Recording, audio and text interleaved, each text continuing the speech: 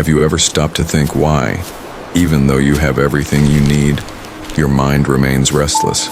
Why do some people live in peace even when facing difficulties, while others live anxiously even when they have a comfortable life? Is there a real and practical method to achieve inner peace without the need for medication or addictive substances? These are questions millions of people ask every day. And the truth is that inner peace isn't something you find outside of yourself, but something you build within yourself through consistent daily practices. The good news is that there are simple yet extremely powerful exercises that can completely transform the way you deal with the stress, anxiety, and chaos of the modern world. In this video, I'll share with you 13 practical exercises you can start doing today to build lasting and true inner peace. These exercises don't require special equipment or hours of your day. What they do require is commitment and consistent practice. And before we begin, if you want to delve even deeper into these concepts and get a complete guide to transforming your life, don't forget to check out the exclusive ebook I left in the pinned comment. It goes far beyond what I'll share here in the video. Now let's move on to the 13 exercises for inner peace. Exercise 1. Morning mental preparation. The first exercise is morning mental preparation. Do you know what the biggest mistake most people make right after waking up is? They pick up their phones and start consuming chaotic information, negative news, work messages, and within minutes, their minds are completely agitated. The way you start your day determines how you will live it. Morning mental preparation consists of dedicating the first 10 minutes of your day, right after waking up, to preparing your mind for what is to come. How do you do this? It's simple. As soon as you wake up, before reaching for your phone, sit in a quiet place. Take 5 deep breaths. Then say to yourself, "Today I may encounter challenges, difficult people, unexpected situations, but I choose to maintain my inner peace no matter what." This simple practice creates a mental anchor. You're programming your mind to react to daily situations in a more balanced and less reactive way. Remember, you can't control everything that happens, but you can control how you respond to what happens. Exercise 2. Control of control.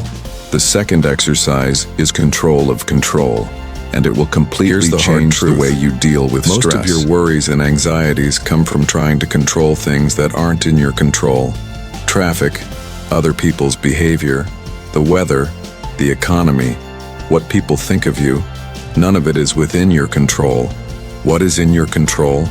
Your actions, your reactions, your choices, your thoughts, and your attitude. The exercise works like this. Every time you catch yourself worrying or anxious about something, stop and ask yourself, is this within my control? If the answer is no, let go. Just let go. Redirect your mental energy to the things you can control. If the answer is yes, take action. Do something concrete about it. It sounds simple, but when you practice this consistently, your life changes. You stop wasting mental energy on things you can't change and start focusing on what really matters. Exercise 3. Self-control training. The third exercise is self-control training. Self-control is like a muscle. The more you train it, the stronger it becomes. And the stronger it becomes, the easier it is to resist destructive impulses and addictions. Here's a practical exercise you can start today. Choose one small daily action that requires self-discipline and make it a non-negotiable ritual. It could be something as simple as drinking 2 liters of water a day, doing 10 push-ups in the morning, or chewing each bite of food 20 times before swallowing. Yes, chewing seems ridiculously simple, but if you're anxious about food like many people are, you'll find it incredibly difficult. The point is not the action itself, but the act of training your mind to do something even when it doesn't want to. Another powerful exercise is intermittent fasting. Not eating for a specific period of time trains your mind to endure discomfort without reacting impulsively. When you strengthen your self-control in small areas, it automatically carries over to larger areas of your life. Exercise 4. Purposeful social discomfort. The fourth exercise will feel strange at first, but it's incredibly liberating. Purposeful social discomfort. Do you know what one of the biggest mental prisons people live in is? The fear of being judged by others.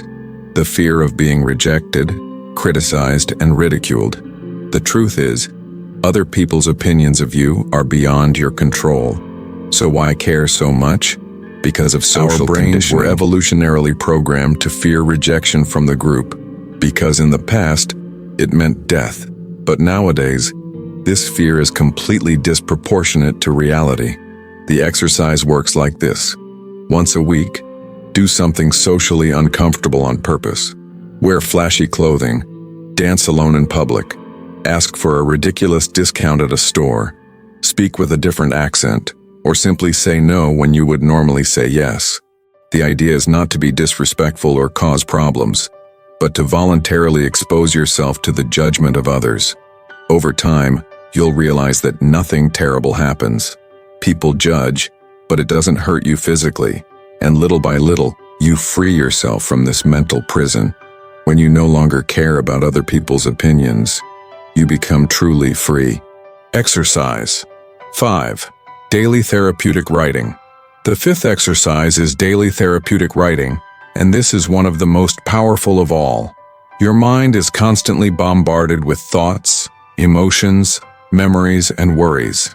It's an internal chaos that drains your energy and steals your peace. Writing is a way to organize this chaos, to transform confused thoughts into something concrete. The exercise is analyzable every day, preferably at night before bed. Take a notebook or open a document on your computer and write for at least 10 minutes. What to write? Everything. Your thoughts of the day, your frustrations, your joys, your fears, your reflections. It doesn't have to be pretty or organized. It doesn't have to make sense. Just write. The act of writing has a profound cathartic effect. When you put your thoughts on paper, they leave your head and stop spinning repetitively. Plus, over time, you begin to identify patterns. You notice that the same worries pop up over and over again, that certain triggers always throw you off balance. And when you identify these patterns, you can begin to work on them consciously. Many people report that just a few minutes of daily writing has dramatically reduced their anxiety and improved their sleep quality. Exercise 6. Mortality meditation. The sixth exercise may seem morbid, but it is profoundly transformative. Mortality meditation. Here's a truth most people avoid. You're going to die. I'm going to die. Everyone's going to die. Death is not a distant possibility. It is an inevitable certainty, and it can happen at any moment.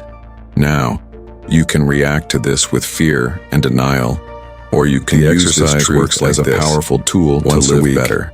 Take a few minutes to reflect on your mortality. Imagine you're going to die in a year. How would you live that year? What would you do differently? Who would you spend more time with? What would you let go of? Now imagine you're going to die in a month, and then imagine you're going to die tomorrow. This reflection shouldn't generate fear, but clarity. Clarity about what truly matters in your life.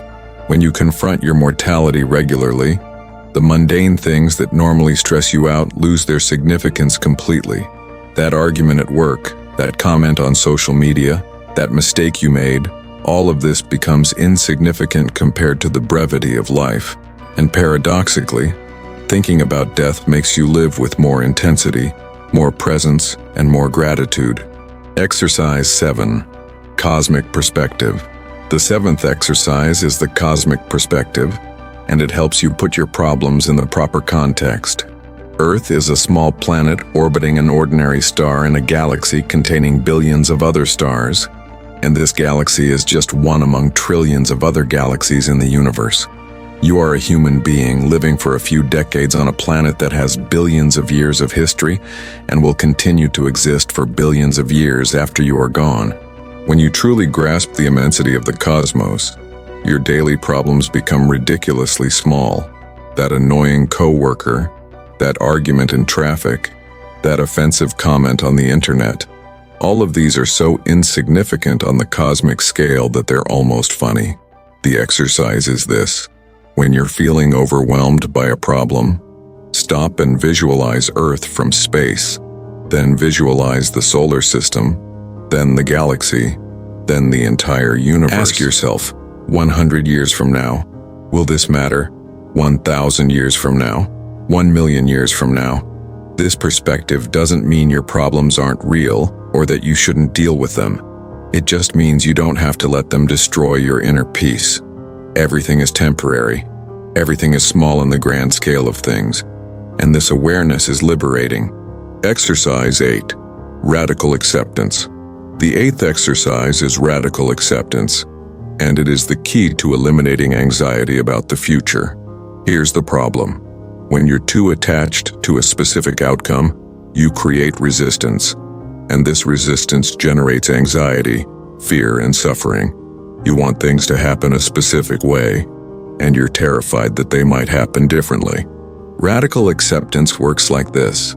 You keep doing your best, striving, working towards your goals, but at the same time, you completely detach yourself from the outcome. You say to yourself, I'll do everything in my power, but whatever the outcome, I accept it.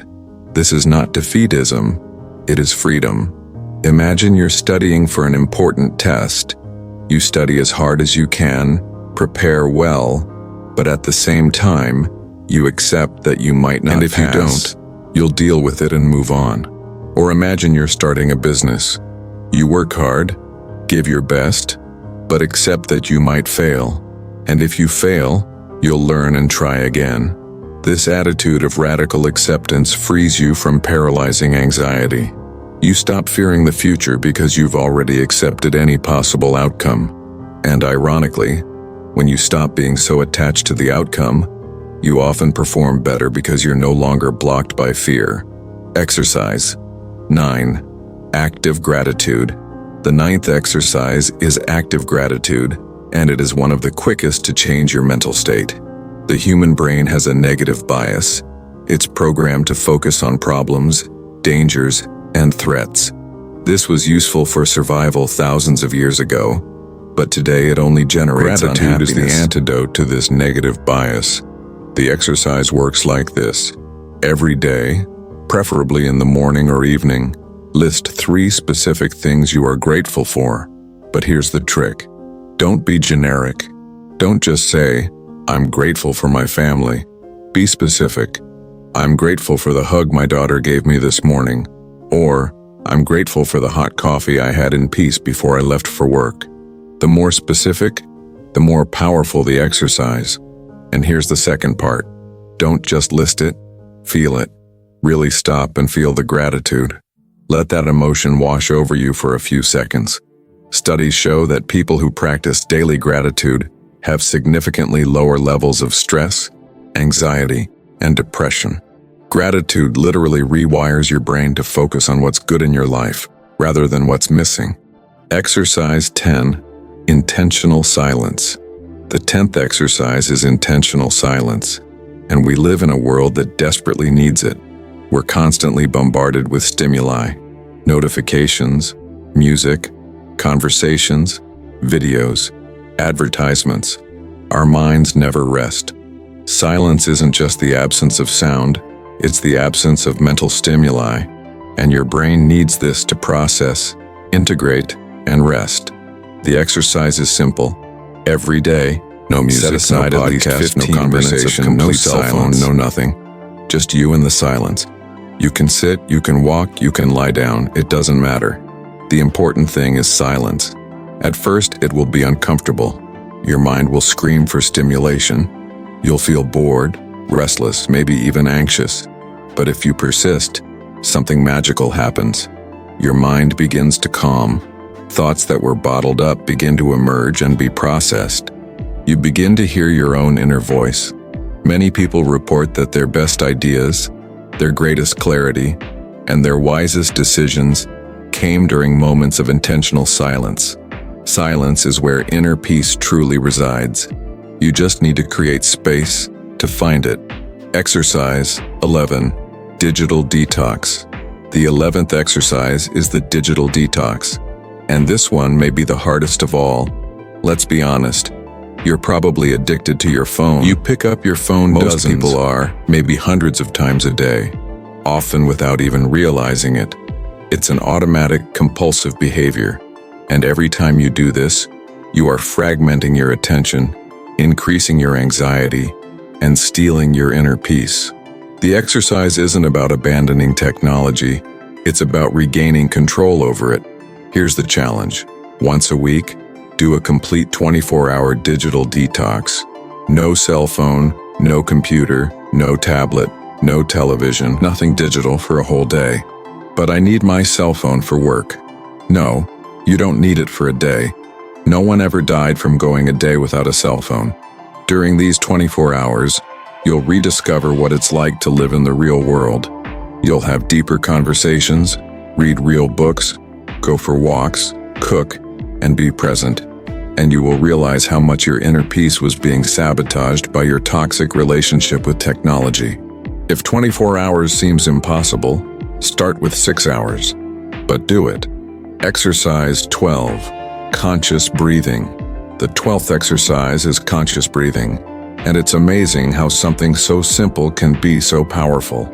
Your breathing is the only function of the autonomic nervous system that you can consciously control. And when you control your breathing, you control your mental state. When you're anxious, your breathing is fast and shallow.